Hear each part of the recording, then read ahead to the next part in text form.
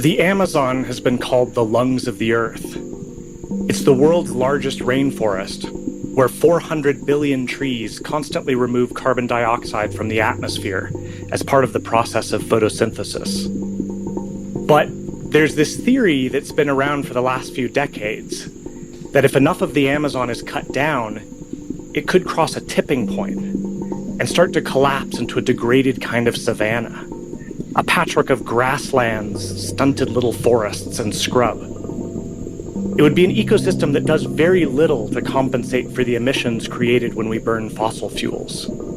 And in the last few years, scientists have observed strange transformations in the rainforest. Signs that maybe this tipping point is now being reached. My name's Alex Quadros. In this week's Sunday Read, you'll be hearing my story about the Amazon's tipping point that I wrote for the New York Times Magazine. Meu Deus, olha essa árvore. Petiá. Que coisa linda! Que espécie que é essa? So in 2022, I spent a couple of weeks following two scientists to see how the Amazon is changing. Mas tem uma bela clareira aqui, hein? Luciana Gacci is an atmospheric chemist. She flies in bush planes over the forest to sample the air. And she has discovered that there's way too much carbon above the Amazon. That actually, parts of the rainforest are emitting more carbon than they're absorbing, which may be the most disturbing sign that the ecosystem is malfunctioning. Olha como está queimada essa árvore.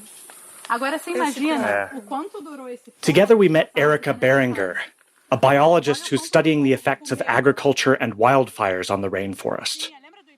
But Erica also led us through what she called the David Attenborough Amazon. Those cliched, untouched, beautiful sections where centuries-old trees have trunks that can be wider than a person is tall. And it's funny because I realized that for all the time that I'd spent in the Amazon on previous reporting trips, I'd never been to the areas that are barely touched by humans. It showed me what the Amazon can be, and it was honestly moving. In 2015, Erica watched as the embers from fires set to clear fields, something that farmers and ranchers do every year in the Amazon, started spreading into these miles-long arcs of fire that penetrated deep into the rainforest. A lot of these massive old trees died, and vines and bamboo moved in, throwing the natural balance of species out of whack. The Amazon should be too wet for fires to spread on their own. But since the megafires in 2015, we've seen that's increasingly no longer the case. And every time it burns, it's more prone to burning again, as dead trees and leaves dry out and fall to the ground. Before reporting this story, I still had this image of scientists as coldly rational, people who don't get emotionally involved with their work. But actually, Erica told me that scientists have their own personal tipping points, when the situation feels so hopeless that they almost lose the will to continue working. When Luciana discovered that parts of the Amazon were emitting more carbon than they absorbed, she became depressed. She thought about quitting and going to live in an eco-villa in the countryside with her German Shepherd. At 62 years old, she could have actually retired 2 years ago. But what's kept her going is knowing that her employer, a Brazilian government agency, has been so starved of resources that if she left, her lab could shut down, leaving no one there to study the Amazon's mysterious carbon emissions. So here's my article, Has the Amazon Reached Its Tipping Point? Read by Jonathan Davis. This was recorded by Autumn. To listen to more stories from the New York Times, The New Yorker, Vanity Fair, The Atlantic, and other publications on your smartphone, download Autumn on the App Store or the Play Store. Visit Autumn, that's AUDM.com, for more details.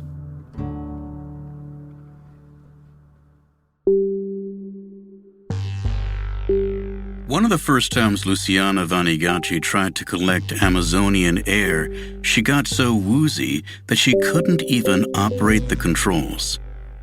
An atmospheric chemist, She wanted to measure the concentration of carbon high above the rainforest. To obtain her samples, she had to train bush pilots at obscure air taxi businesses. The discomfort began as she waited on the tarmac, holding one door open against the wind to keep the tiny cockpit from turning into an oven in the equatorial sun. When at last they took off, they rose precipitously, and every time they plunged into a cloud, the plane seemed to be, in Gachi's words, sambando, dancing the samba. Then the air temperature dipped below freezing, and her sweat turned cold. Not that it was all bad. As the frenetic port of Manaus receded, the canopy spread out below like a shaggy carpet, immaculate green except for the pink and yellow blooms of ipe trees. And it was one of those moments, increasingly rare in Gachi's experience, when you could pretend that nature had no final border, and the Amazon looked like what it somehow still was: the world's largest rainforest. The Amazon has been called the lungs of the earth because of the amount of carbon dioxide it absorbs, according to most estimates, around 500 million tons per year. The problem, scientifically speaking, is that these estimates have always depended on a series of extrapolations. Some researchers use satellites to detect changes that indicate the presence of greenhouse gases. But the method is indirect, and clouds can contaminate the results. Others start with individual tree measurements in plots scattered across the region, which allows them to calculate the so-called biomass in each trunk, which in turn allows them to work out how much carbon is being stored by the ecosystem as a whole. But it's hard to know how representative small study areas are because the Amazon is almost as large as the contiguous United States, with regional differences in rainfall, temperature, flora, and the extent of logging and agriculture. One study even warned of the risk of majestic forest selection bias. Gachi's solution was to measure the carbon in the air directly, which led to the least pleasant part of the flight. The pilot had removed the plane's back seats to make up for the weight of a special silver suitcase donated by the U.S. National Oceanic and Atmospheric Administration. Inside, a thick layer of foam cradled 17 glass flasks with valves that opened and closed at the flick of a switch. Each one was supposed to capture 1.5 liters of air from a different altitude, starting at 14,500 feet and going down to 1,000. To ensure that collection always took place above the same point on the map, the pilot had to descend in tight spirals, banking so hard that the horizon went near vertical. In a healthy rainforest, the concentration of carbon should decline as you approach the canopy from above, because trees are drawing the element out of the atmosphere and turning it into wood through photosynthesis. In 2010, when Gachi started running 2 flights a month at each of 4 different spots in the Brazilian Amazon, she expected to confirm this, but her samples showed the opposite. At lower altitudes, the ratio of carbon increased. This suggested that emissions from the slashing and burning of trees, the preferred method for clearing fields in the Amazon, were actually exceeding the forest's capacity to absorb carbon. At first, Gachi was sure it was an anomaly caused by a passing drought.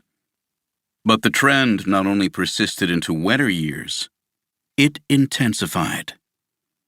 For a while, Gachi simply refused to believe her own data. She even became depressed.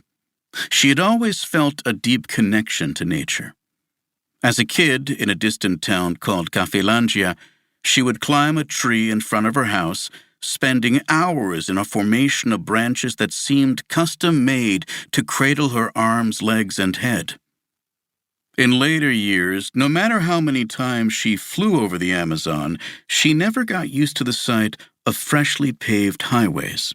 new dirt roads always branching off them, forming a fishbone pattern.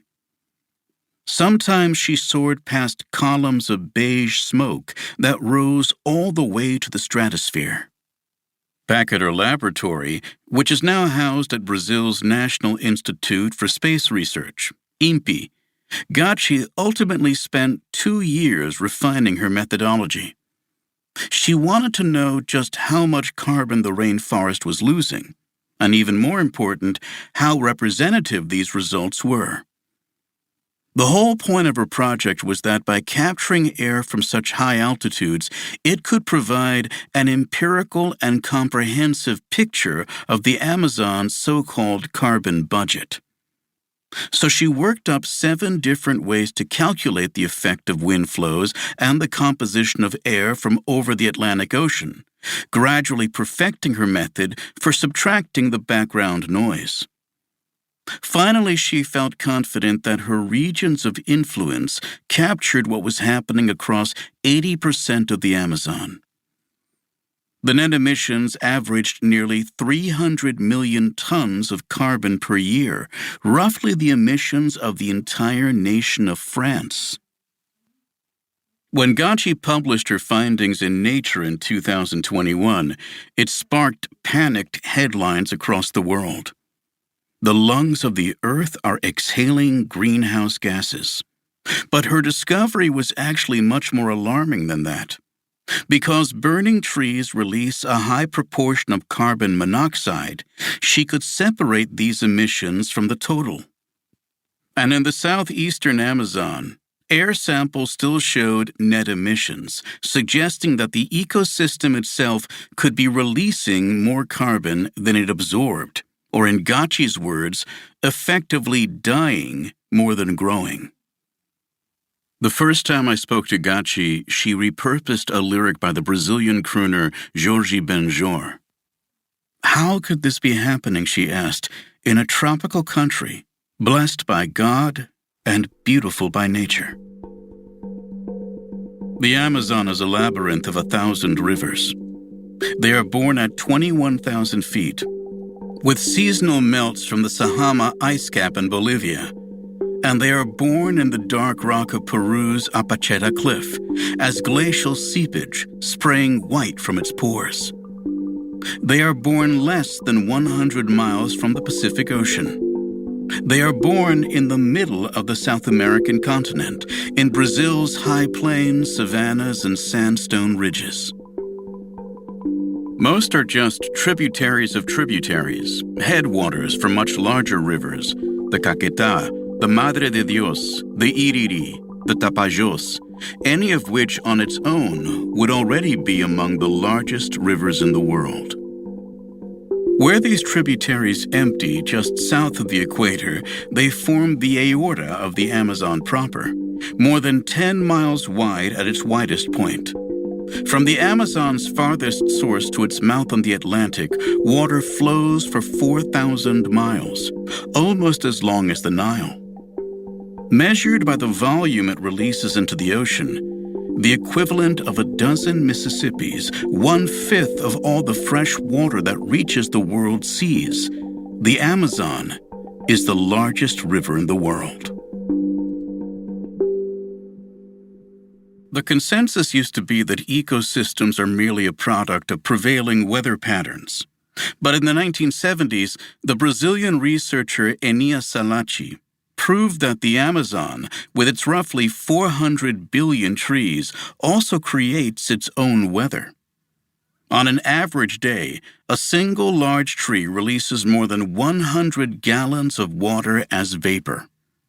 This not only lowers the air temperature through evaporative cooling, as Salachi discovered by tracking oxygen isotopes in rainwater samples, it also gives rise to flying rivers, rain clouds that recycle the forest's own moisture 5 or 6 times, ultimately generating as much as 45% of its total precipitation. By creating the conditions for a continental swath of evergreens, this process is crucial to the Amazon's role as a global sink for carbon. Many scientists now fear, however, that this virtuous cycle is breaking down. Just in the past half-century, 17% of the Amazon, an area larger than Texas, has been converted to croplands or cattle pasture.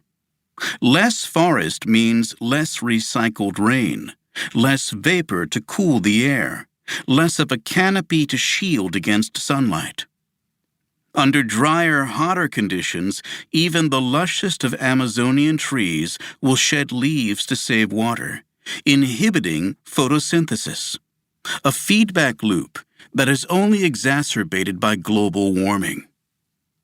According to the Brazilian Earth System scientist Carlos Nobre, if deforestation reaches 20 to 25% of the original area, the flying rivers will weaken enough that a rainforest simply will not be able to survive in most of the Amazon basin. Instead, it will collapse into scrubby savanna, possibly in a matter of decades. Much of the evidence for this theory, including Gacci's air sample studies, emerged thanks to a groundbreaking initiative led by Nobre himself. When Nobre started trying to forecast the impact of deforestation back in 1988, he had to do it at the University of Maryland because his home country lacked the computing power for serious climate modeling. Brazil was so strapped for resources that foreign researchers even dominated Amazon fieldwork.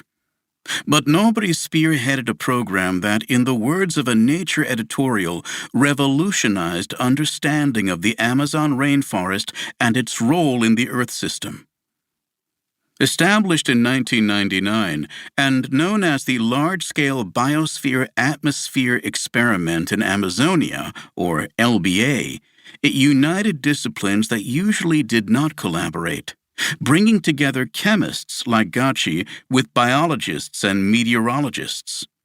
While funding mostly came from the United States and Europe, Nobre insisted that South Americans play leading roles, thus giving rise to a whole new generation of Brazilian climate scientists.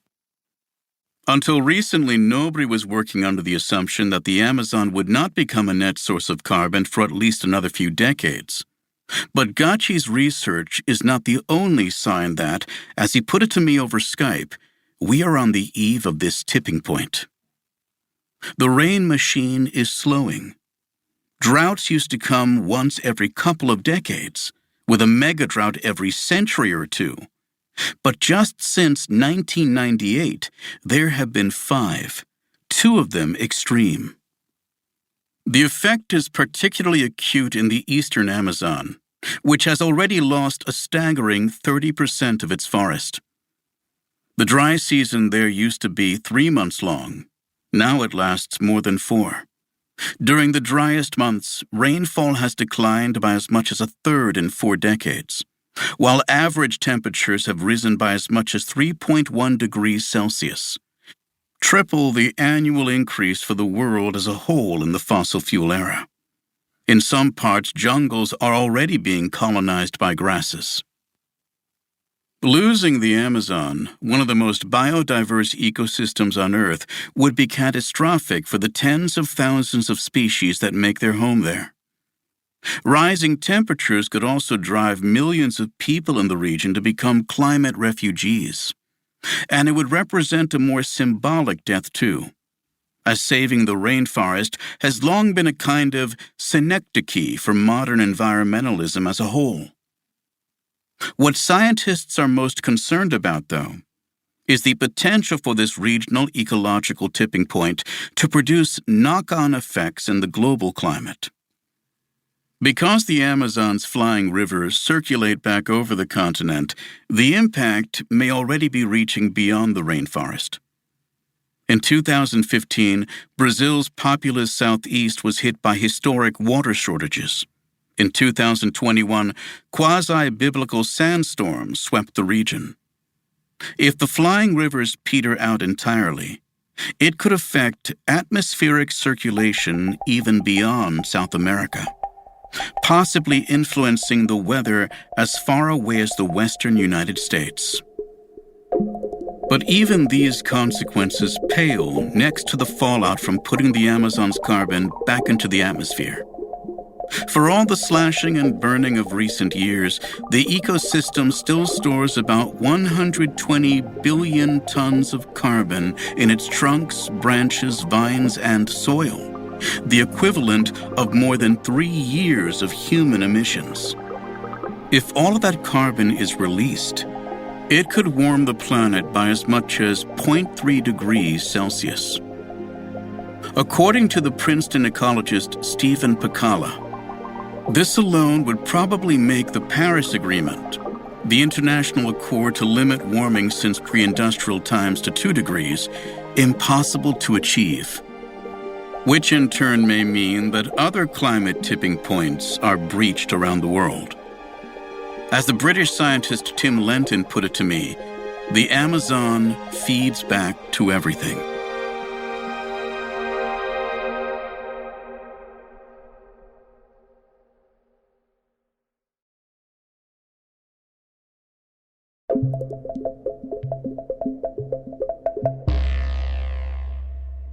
In May, I joined Gachi on a trip to the northeastern Amazon.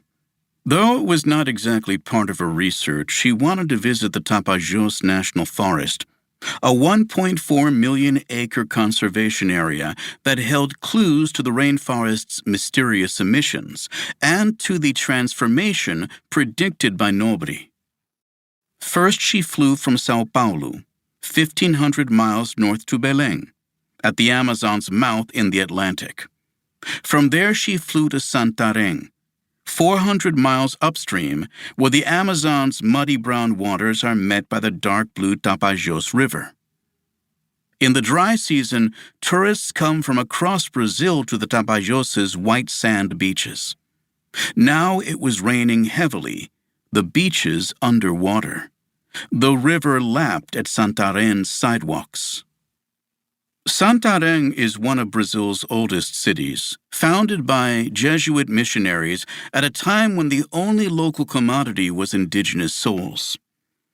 Its fortunes rose with the rubber boom of the 19th century and fell with the bust of the 20th. More recently, it has been transformed by China's growing demand for soybeans, which are used as livestock feed and cooking oil.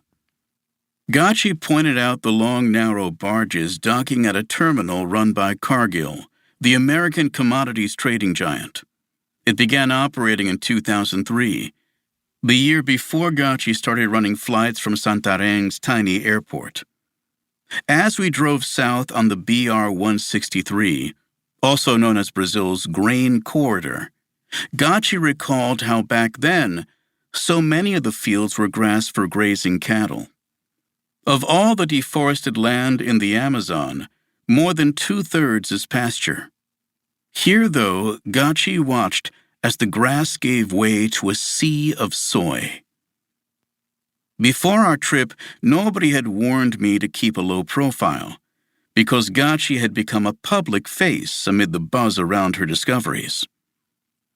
Just a few weeks later, the indigenous rights advocate Bruno Pereira and the environmental journalist Dom Phillips would be murdered.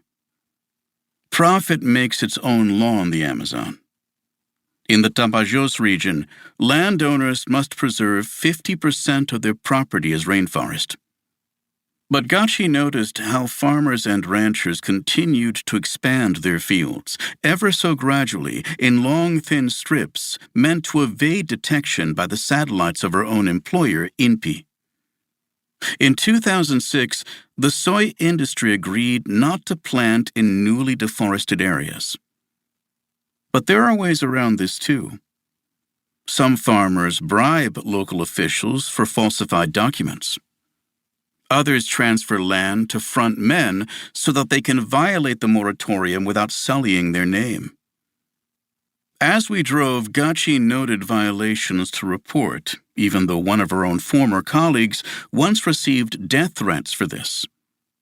She did not hide her affinities, favoring T-shirts with toucans and macaws and florid backgrounds. Gachi, now 62, has always had a rebellious streak. When she was in college in the late 1970s, some fellow students were arrested for protesting the dictatorship. Outraged, she joined an underground political party and stopped attending classes for a while. Though she was scarcely aware of this at the time, it was the military regime that oversaw the first modern effort to colonize the rainforest. One of its most ambitious projects was the Trans-Amazonian Highway, which pierced 2,600 miles west from the coast and now forms the southern border of the Tapajós National Forest. The goal was partly to fill what the generals saw as a demographic void, keeping foreign powers like the United States from moving in. They also hoped to relieve pressure on ballooning cities by uniting men without land in the Northeast and land without men in the Amazon. Never mind that the forest was already occupied by a multitude of indigenous groups. They too would be made into productive citizens. The military regime had also built the BR-163, which branches off from the Trans-Amazonian, forming the Tapajós' eastern border. As we sped along it, signs advertised land for sale, a store called House of Seeds, a world church of the power of God. To our right, the Tapajós was a looming wall of green. To our left were private lands where forests were interspersed with croplands. It was the tail end of the soy harvest now, when many landowners started a rotation of corn. Tractors rolled through, long metal wings spraying pesticides. Gachi pointed out a freshly cleared area. The trunks lay scattered like a game of pickup sticks. Even when landowners followed the law, what was once a seamless ecosystem became an archipelago, fragments of forest hemmed in by flat expanses. At one point, we passed a lone Brazil nut tree, inanely protected by Brazilian law, even amid the monoculture. Here lies the forest, Gachi declared. As she spoke, Gachi gesticulated so vehemently that both hands sometimes came off the steering wheel. She betrayed no affection for Jair Bolsonaro, the former army officer who spent 4 years as president pushing to develop the Amazon. Claiming, baselessly, that his own government's deforestation numbers were a lie, he strangled INPE's funding to the point that it reportedly had to shut off its supercomputer. He also slashed budgets for protecting indigenous people and the environment. Predictably, deforestation accelerated. In 2021, 1,000 trees were cut down every minute. Gachi sometimes thought about quitting, moving with her German shepherd to an eco-villa in the countryside. With Luiz Inácio Lula da Silva returning to the presidency, though, she is feeling hopeful for the first time in years. The last time he was in office, from 2003 to 2011, deforestation fell by 2/3, and he has promised to crack down on illegal cutting once again. The question is whether that will be enough to halt a process that may now have a momentum of its own. Eventually, Gachi pulled off to the right through a tunnel of overhanging branches and into an open area where tall trees shaded a research base built as part of Nobri's LBA. The base resembled an eco-lodge, with low-slung wooden buildings topped by clay-tiled roofs. Night was falling, the roar of frogs competing with the distant howl of monkeys. We were met by a 39-year-old biologist, Erika Berenguer, who wore an old white t-shirt over large and dirty. Her specialty, she said, was desgraça, calamity.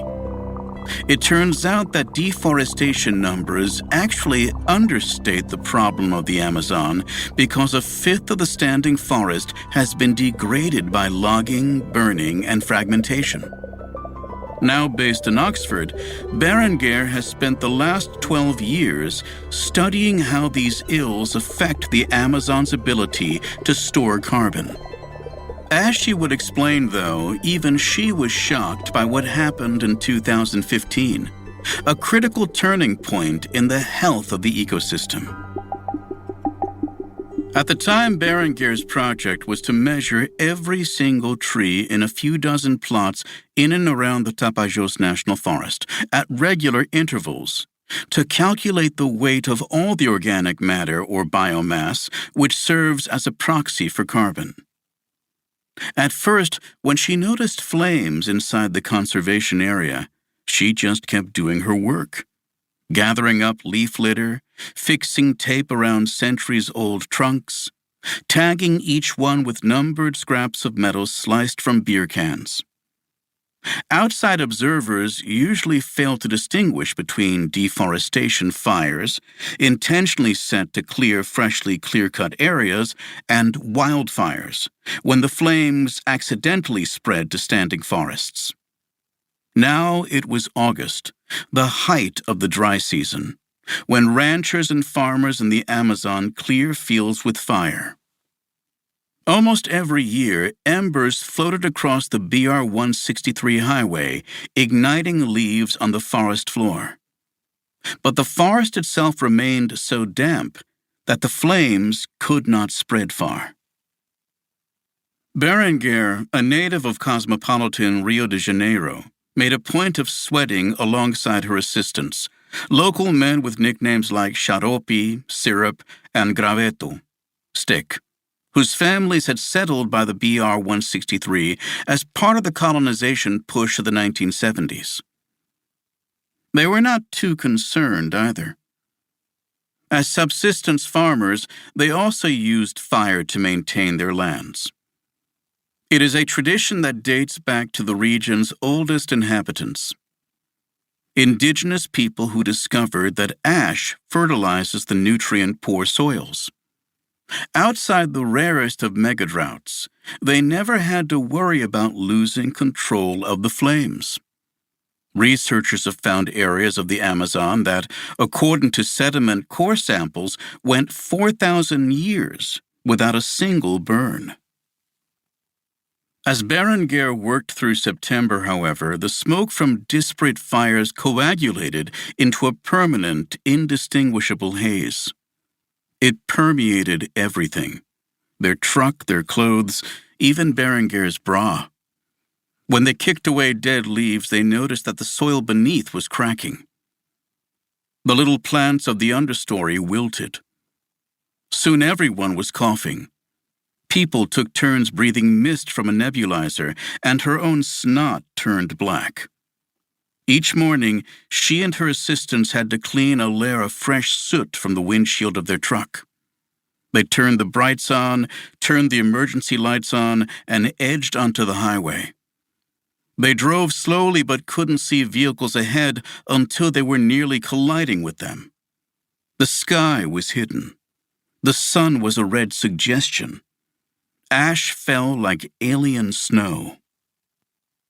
The fires were escaping to crop gardens, to pasture land where cattle grazed, to the thatched roofs of houses. And the fires were doing what they should not, spreading inside the rainforest.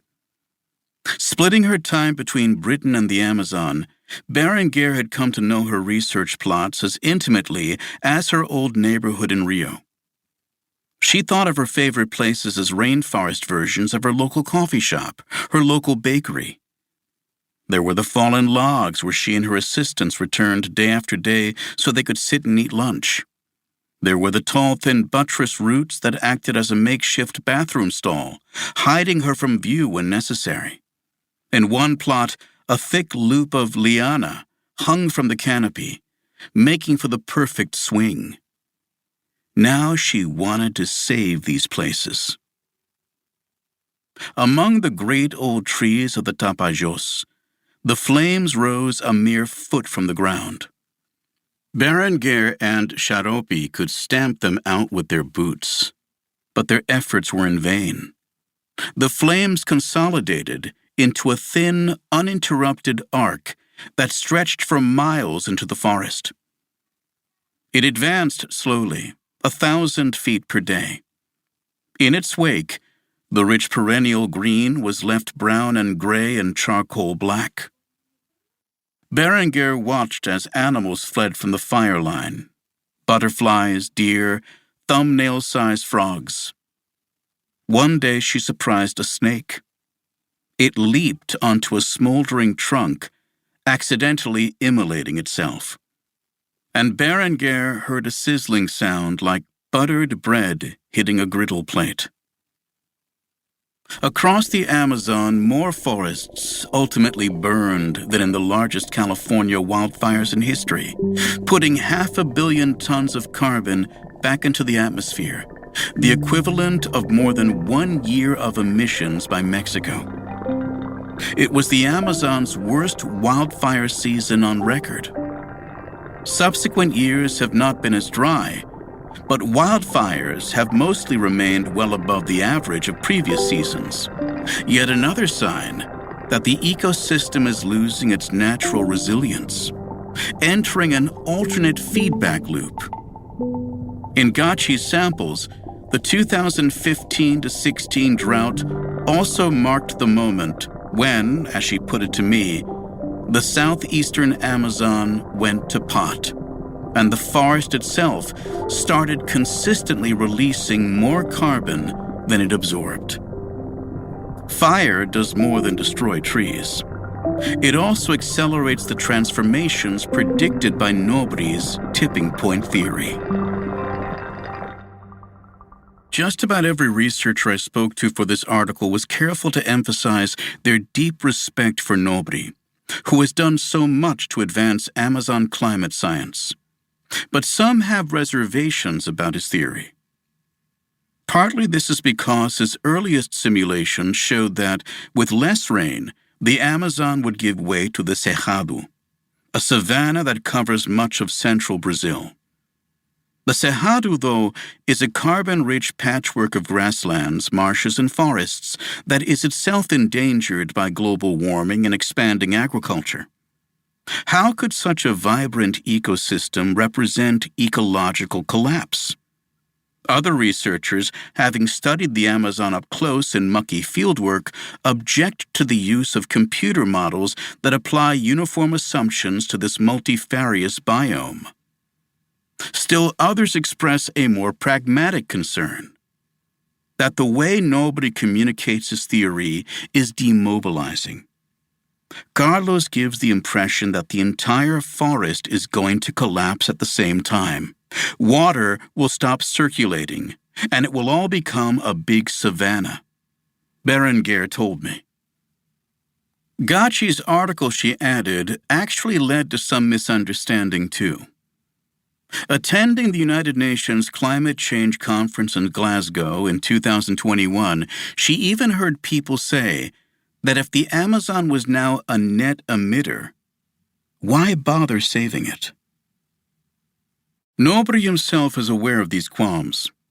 Now he hastens to clarify that the transformation will take different forms in different regions, and that any end state will be more of an impoverished scrubland than a Cerrado-style savanna. He also predicts that the Amazon's western forests, which are rainier throughout the year because of their proximity to the Andes Mountains, would survive a tipping point. His theory, though, is no longer confined to computer simulations. In the southeastern basin, it may already be playing out. In one study, a team led by the researcher Paulo Brando intentionally set a series of fires in swaths of forest abutted by an inactive soy plantation. After a second burn, coincidentally during a drought year, one plot lost nearly a third of its canopy cover. And African grasses, imported species commonly used in cattle pasture, moved in. Brando also participated in an observational study, led by his colleague Givino Silverio, of the region's enormous Xingu Indigenous Park. Indigenous lands are home to much of Brazil's best-preserved rainforest. But after repeated wildfires, the Xingu's grasslands, traditionally maintained as a source of thatch, nearly tripled in size in less than 2 decades to 8% of the total area. In the central Amazon, meanwhile, naturally occurring white sand savannas are taking over seasonally flooded forests. Again, largely thanks to fire. It is tempting to think of climate change as a process that, absent human emissions, would only happen gradually. But as Tim Lenton points out, our planet is naturally prone to threshold behavior. In a widely cited 2008 paper, Lenton brought the catchy language of tipping points to the arcane revelations of Earth systems, science, and paleoclimatology. Throughout our planet's history, in individual ecosystems as well as the wider climate, small incremental changes have started to reinforce one another until, sometimes suddenly, one feedback loop was replaced with a radically different one. What Lenton calls the most iconic examples are the Densgaard-Ushgur events of the last glacial period, when temperatures in Greenland repeatedly shot up by as much as 15 degrees Celsius in the span of a few decades before cooling again. The causes are intensely debated, but most likely involve changes in ice sheet coverage and the circulation of seawaters. There is already evidence that our current era of global warming is shifting the borders of various biomes. In Alaska, for example, white spruce trees are moving into areas of tundra for the first time in thousands of years. But humans may have triggered ecological regime shifts even before the fossil fuel era. The Australian outback was probably lush and green until around 40,000 years ago, when people hunted grass-eating megafauna to extinction, leaving more fuel for fires, which apparently disrupted the continent's own flying rivers. On Mexico's Yucatan Peninsula, deforestation is thought to have amplified the drought that toppled the Maya. Then there is the Sahara. 10,000 years ago, the area resembled temperate South Africa, but livestock grazing may have helped turn it into a desert. As the NOAA scientist Elena Shevlyakova, who has modeled the global impacts of Amazon deforestation, put it to me, if a green Sahara is possible, why not a savanna in the Amazon? The Amazon has survived ice ages. It may not survive humans. By hastening the demise of its flying rivers, cattle ranchers and soy farmers may be endangering their own livelihoods too. But thanks to what climatologists call teleconnections, weather anomalies linked across thousands of miles, they also threaten agriculture much farther afield. In the El Niño teleconnection, an unusually warm Pacific Ocean pulls the jet stream south, bringing drier conditions to Canada and the northern United States, as well as to the Amazon region. According to a study led by the Notre Dame researcher David Medvigi, a similar pattern could emerge if the Amazon stops recycling its own moisture, as the dry air would travel north in winter.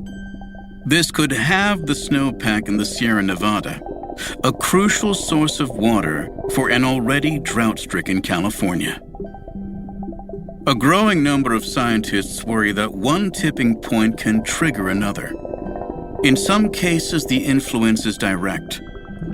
If Greenland's ice sheet disappears, the circulation of Atlantic seawaters could be drastically altered, which would in turn wreak havoc on weather patterns across the globe, making Scandinavia uninhabitably cold, warming the southern hemisphere, drying out forests. The impact of Amazon dieback would be to release tens of billions of tons of carbon into the atmosphere, which is more diffuse, but no less dangerous. When Lenton and his colleague David Armstrong McKay recently compiled the latest evidence on an array of global climate thresholds, They found that even a very optimistic 1.5 degrees of warming since pre-industrial times may be enough to trigger the gradual but irreversible melting of ice sheets in Greenland and West Antarctica, and to thaw methane-trapping permafrost. It is difficult to predict how all these shifts might interact, as most models assume, for example, that Atlantic seawaters will always circulate according to known patterns.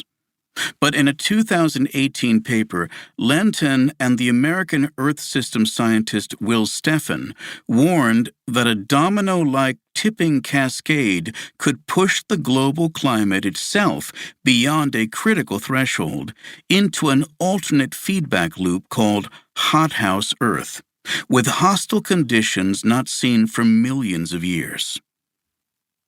It can feel like doom-mongering to contemplate such a scenario. There is no way to put a number on it. Even if it is improbable, however, Lenton argues that the consequences would be so dire that it must be taken seriously. He sees it as a profound risk management problem. If we focus only on the most likely outcomes, we will never predict anomalies like 2021's unprecedented heat dome in the Pacific Northwest, or last year's winter heat wave in Antarctica, when temperatures jumped 70 degrees Fahrenheit above the average, or for that matter, the proliferation of wildfires in the world's largest rainforest. Berenguer wanted to show Gacci how the 2015 megafires had altered forests in the northeastern Amazon. So Sharopi picked us up from the research base in the morning, and we got back onto the BR-163. Here and there along the highway, Berenguer pointed out tree skeletons, dead trees whose sun-bleached branches poked from the otherwise lush green canopy of the Tapajos. Fire did not always kill them right away. When Berenguer was back in Britain, her assistants would send her updates by WhatsApp.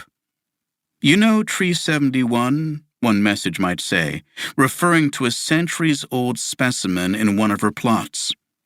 So it just died. It could take a few years more for it to fall to the ground. Some of the carbon in Gacci's air samples, then, could be a delayed consequence of past fires. But as we would see inside the living forest, something stranger was happening too. Eventually, we exited the highway for an unmarked dirt track that ended in a wall of vegetation. Machete in hand, Berenguer led us onto a tight path. Just a few days earlier, she and her assistant spent hours clearing the way for us, but new vines were already reclaiming the space. "You can see it's a mess," Berenguer said. An impassable thicket of reedy bamboo hemmed us in on either side. The canopy was low above our heads. To me, it looked normal enough, as far as jungle goes. In reality, though, a healthy rainforest should be easy to walk through, because the largest trees consume so much light and water that the understory lacks the resources to grow very dense. We walked over fallen trunks. Unlike in the southeastern Amazon, Berenguer still saw no evidence of savanna-like vegetation moving in. But the balance of native species was now out of whack, as opportunistic pioneers occupied the spaces left by dead giants. In some areas, fast-growing imbaúba trees stood so uniformly that they resembled the stems of a wood pulp plantation. In others, hundreds of newborn lianas formed a kind of snake nest. Berenguer's team had to measure each one individually, a hellish task. She pointed to a tall, proud tree that had somehow survived the blaze. Because all of the other nearby individuals of its species had been killed, it was unlikely to reproduce. Berenguer called it a zombie. A University of Birmingham researcher named Adriane Esquivel Mulbert has found similar changes across the Amazon. Even in the absence of actual savannization, trees that can withstand drier conditions are proliferating, while those that need more water are dying in greater numbers. The dominance of Mbauba is particularly worrisome because the trees are hollow, storing far less carbon than a slower-growing species like mahogany. Their life cycle is also relatively short, leaving more frequent gaps in the canopy. The end result of this transformation is unclear, but Gachi's numbers have only continued to get worse. According to her latest 5-year averages, the Brazilian Amazon is already giving off 50% more carbon than it was in the first 5 years of her project. And even the historically healthier western forests are sometimes emitting more than they absorb. Eventually we came into a clearing. I began to sweat. The sun was searing hot. Berenguer said that unshaded ground can reach 176 degrees Fahrenheit here. Clearings are a natural part of the Amazonian cycle, as large trees inevitably die and other species gradually take their place. But even logging could not match the power of fire to turn the forest into Swiss cheese. Berenguer never used to need sunscreen because the canopy was so thick. Now she gets sunburned here. And the profusion of holes sets off a vicious cycle. The sun dries out the vegetation. Trees shed leaves to preserve water. The litter becomes fuel for the next fire. The gaps also create a wind corridor, allowing strong drafts to penetrate deep into the forest during storms. Perversely, with their heavy trunks, the largest, oldest trees are especially vulnerable to being knocked over. "This used to be a beautiful forest," Charopi said. "Some days it makes me sad," Berenguer said. "Other days it pisses me off. This is one of those days." Berenguer had hoped that the misfortune of the megafire would at least provide an opportunity to study how a rainforest recovers from such disgrace. But she worried that she would never find out, because it would never get the chance. Among scientists who study the Amazon, the notion of multiple tipping points, specific to each region's ecology, has increasingly taken hold. And some now speak of an even more urgent flammability tipping point, past which an ecosystem that never evolved to burn starts burning regularly. During the drought of 2015, wildfires also ravaged another nearby conservation area, the Reserva Extrativista Tapajós Arapiuns. Because it was left so degraded with so much dried-out fuel on the floor, there was a much more intense conflagration in 2017, even though that was a wet year. This time the flames were not the foot-tall ones that are usually seen in the Amazon, but reached all the way to the canopy. Though her mainstay was ecological calamity, Berenguer also wanted us to see what well-preserved old-growth forest looks like. In strictly scientific terms, it was a control, a necessary point of comparison with the messed-up forests, as she called them, though she used a more colorful word that cannot be printed here. She also let on that she welcomed the rare excuse to traipse around a more David Attenborough setting. So we drove south on the BR-163 until we hit the 117th kilometer marker, where we re-entered the Tapajós. We were walking for only a few minutes before the difference became obvious. It was cooler and darker. The flora was far more varied, forming distinct layers as you lifted your eyes to the sky. The canopy was far more closed, the understory far more open. Berenguer and Charopi didn't even need to prune the trail for our visit. There were lianas here too, but they were few and large. One was as thick as a tree.